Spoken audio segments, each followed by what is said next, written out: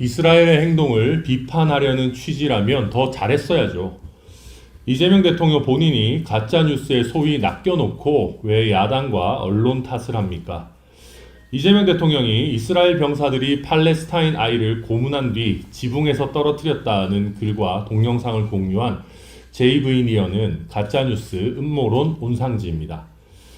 JV니어는 이스라엘이 9.11 테러를 일으켰다는 음모론자입니다.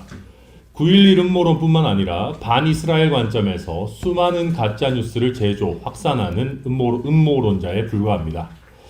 전 세계의 수많은 전문가들이 이재명 대통령이 JV니어를 인용한 것에 충격을 받은 이유입니다. 애당초 JV니어를 인용한 것부터가 망하는 길인데 이재명 대통령이 사실 확인도 안 하고 글을 썼고 심지어 공유한 영상은 이스라엘 병사들이 팔레스타인 아이를 고문한 뒤 떨어뜨리는 영상도 아니었습니다. 외교적인 파장이 큰 포스팅이고 대한민국의 대통령 정도 되면 사실이라면 하고 글을 올리기 전에 수백 명에 이르는 대통령실 직원 중 한 명에게라도 사실 확인을 하라고 했어야 합니다. 결과적으로 이재명 대통령은 최소한의 사실 확인도 없이 음모론자 SNS에서 가짜뉴스를 공유한 것입니다. 이재명 대통령은 첫 스텝부터 망한 겁니다. 유태인 학살 같은 민감한 표현까지 써가며 이스라엘을 비판하려고 했다면 음모론자 SNS에서 가짜뉴스를 공유하는 방식은 피했어야 합니다.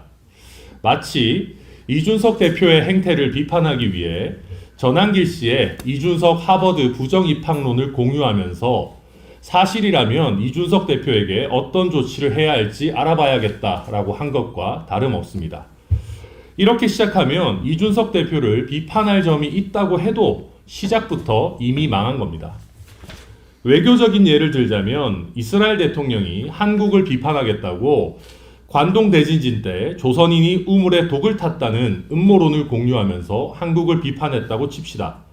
한국이 외교적으로 아무리 비판받을 점이 있어도 저런 가짜뉴스 음모론으로 비판을 시작하면 시작부터 설득력을 잃는 겁니다. 차라리 깔끔하게 사과하고 다른 사안으로 비판할 방안을 찾는 것이 상식입니다. 이재명 대통령은 음모론자에게 낚여서 가짜뉴스 공유했다는 것을 지금이라도 사과하십시오.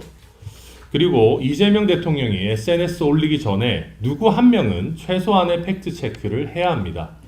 최소한 외교 문제에서 대통령이 음모론자의 가짜뉴스를 공유해서 대한민국 국익을 해치는 일은 막아야 하지 않겠습니까? 이상입니다.